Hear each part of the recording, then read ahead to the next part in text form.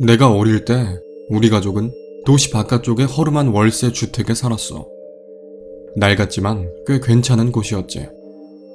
침실 3개에 화장실 2개, 그리고 제법 큰 부엌까지 있는 2층짜리 주택이었으니까.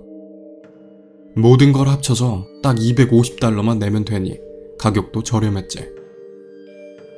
우리 가족은 그 집에는 오직 2개의 층만이 있다고 안내받았어. 주방과 거실이 있는 1층, 그리고 침실들이 있는 2층이었지. 우리가 이사를 하던 날 나는 주변을 뛰어다니며 이것저것들을 구경했어. 그리고 우리 집에 뒷마당이 있다는 것을 깨닫고 신나서 소리를 질렀지.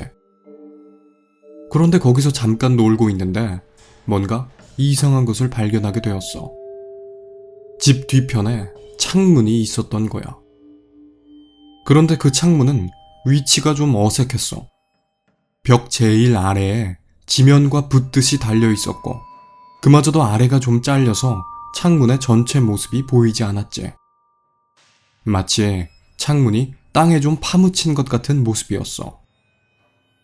그런데 가장 이상했던 건 그걸 보자마자 갑자기 눈물이 터져 나왔다는 점이야. 내가 그렇게 엉엉 울기 시작하자 우리 부모님과 임대 관리인이 달려왔지. 부모님은 내가 왜 울고 있는지 물어보셨고, 나는 그 창문을 가리켰어. 그리고 저 창문이 날 너무 무섭게 만든다고 말했지. 부모님은 임대인에게 왜 저기에 창문이 달려있냐고 물어보셨고, 임대인은 그냥 설계 실수로 만들어진 쓸데없는 장식 같은 거라고 생각하라 말했어. 사실 그 창문은 집 안을 들여다볼 수 있는 구조는 아니었어. 더러운 유리창 안에는 외벽과 내벽 사이의 공간만이 보이고 있었지. 그건 정말 그냥 시공상의 실수로 생겨난 것 같았고, 나는 천천히 울음을 멈추며 진정했어. 하지만 그 집에 살던 내내 그 창문은 내게 공포와 불안함의 상징이었어. 우리 부모님은 내가 어리기 때문에 온갖 것들에 쉽게 겁을 먹는 거라고 생각하셨고, 시간이 지나면 그런 창문 따위는 아무렇지 않게 여길 거라고 믿으셨지. 그리고 그 말이 맞았어. 난 결국 그 창문의 공포를 극복했거든. 물론 그 집에서 이사를 나온 후에야 말이지. 나는 내가 느꼈던 그 미묘한 공포를 나조차도 이해할 수 없었어. 나는 항상 창문이 있는 뒷마당 근처에는 얼씬도 하지 않았지.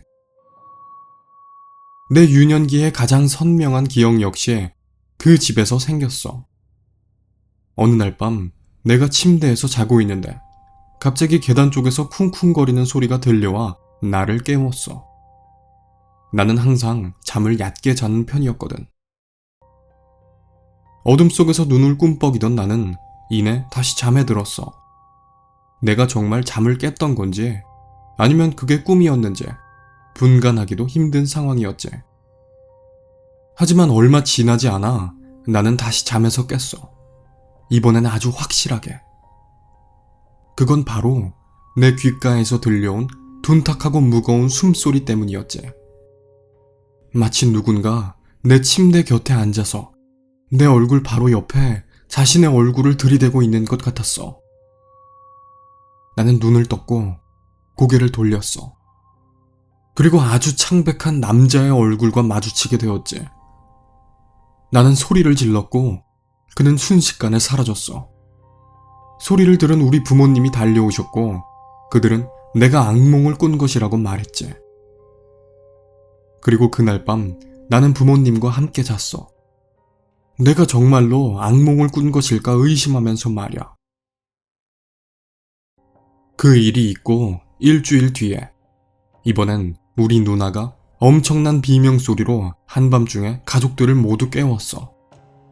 그녀는 내가 본 것과 비슷한 남자가 이번엔 자기 침대 근처에서 자기를 지켜보고 있었다고 말했지. 그녀가 묘사하는 그 숨소리는 내 귓가에 들려왔던 것과 아주 흡사했어. 나는 소름이 잔뜩 끼쳐 또 눈물이 나올 것 같았지만 우리 부모님은 이번에도 그게 그저 악몽이라고 말할 뿐이었어. 내 얘기를 들은 누나가 겁을 먹어서 꾸게 된 나쁜 꿈이라고 말이야. 하지만 집에서 일어나는 이상한 일들은 그것만이 아니었어. 일단 음식들이 너무 빨리 사라졌거든. 우리 엄마는 그게 성장기에 두 꼬마들과 몸집이 큰 아빠를 둔 덕이라고 말했지. 하지만 난 분명 나밖에 먹지 않는 과자가 나도 모르게 사라진 걸 알고 있었어. 게다가 집안의 물건들이 제멋대로 움직이는 일도 있었어. 잠들기 전 거실에 두었던 인형이 자고 일어나니 부엌 식탁 위에 놓여있는 것처럼 말이야. 우리 누나는 그 집이 유령 들린 장소라고 믿기 시작했어. 하지만 부모님은 그녀가 너무 민감하다고 생각할 뿐이었지. 그렇게 우리는 그 집에서 몇 년의 시간을 보냈어. 그동안 음식들은 계속 사라졌고 물건들은 자꾸만 스스로 움직였지. 게다가 한밤중에 잠을 자다가 그 악몽 속의 남자를 만난 일도 몇 번이나 더 있었어. 나와 누나가 그건 악몽이 아니라 실제로 일어난 일이라고 아무리 주장해도 부모님은 절대 믿어주지 않았지. 그리고 우리 누나의 16번째 생일날 마침내 우리 부모님의 생각이 바뀔 일이 생겼어. 그날 밤 우리 가족은 누나의 찢어질 듯한 비명소리를 듣고 잠에서 깼지. 잠깐 동안 들려왔던 그 소리는 이상할 정도로 순식간에 뚝 하고 끊어졌어.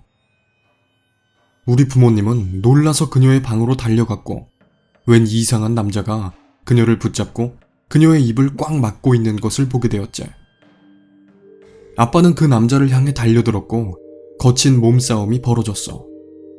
하지만 그 남자는 아주 깡마른 사람이었고 덩치가 컸던 아빠는 쉽게 그를 제압할 수 있었지. 아빠는 그를 꼼짝 못하게 쓰러뜨린 뒤 엄마에게 경찰을 부르라고 하셨어. 곧 경찰이 도착했고 그들은 남자를 넘겨받은 뒤 집 안을 수색하기 시작했지. 혹시 다른 일당이 있는지, 그리고 남자가 어떤 경로로 침입했고 다른 범행을 저지른 흔적은 없나 찾아내기 위해서였어. 우리 가족이 거실에서 기다리는 동안 그들은 조사를 마쳤어.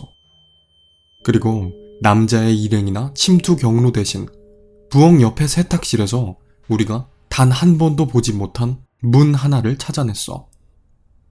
언뜻 봐서는 절대 알아차릴 수 없는 닫혀있으면 그저 벽처럼 보이는 작고 낮은 문이었지. 일단 거기 문이 있다는 것을 알게 되자 어떻게 그 문의 존재를 단 한 번도 눈치채지 못했나 기가 막힐 정도였지. 그건 공사를 하다만 지하실로 통하는 문이었어. 그 더럽고 축축한 지하실에는 집에서 사라진 음식 찌꺼기들과 없어진 물건들, 그리고 버리려고 내놓은 옷가지들이 여기저기 흩어져 있었어. 그 남자는 떠돌이 불황자였고 어느 날 그 공간을 발견하고 숨어서 살고 있었던 거였지. 심지어 우리가 이사를 들어오기 전부터 말이야. 남자는 정신적으로 불안정한 사람이었고 자기가 먼저 살고 있던 집에 우리 가족이 멋대로 침입한 거라고 주장했지. 하지만 그는 자기는 아주 관대한 사람이고 또 우리 누나와 진정한 사랑에 빠졌기 때문에 우리가 함께 살 수 있도록 허락해 준 거라고 말했어. 그리고 마침내 누나가 16살이 되자 그는 법적으로 성인이 된 누나와 결혼 의식을 치를 예정이었지. 그게 바로 그날이었고 그는 그 순간 아빠에게 제압당한 것이었어. 남자가 경찰에게 끌려간 뒤 어떻게 됐는지는 정확히 모르겠어. 나는 어린 나이였고 부모님은 그 일에 대해 가급적 알려주려 하지 않으셨으니까. 듣기론 감옥 대신 정신병원에 수감되었다는 것 같더군. 내 인생에도 꽤 여러 가지 사건들이 있었지만 이게 바로 아직까지 최고의 자리를 지키고 있는 일이지. 남자가 조금만 더 영리했거나 조금만 더 사나웠거나 아니면 조금만 더 성급했다면 우리 가족에게 어떤 일이 생겼을지는 상상에 맡기겠어.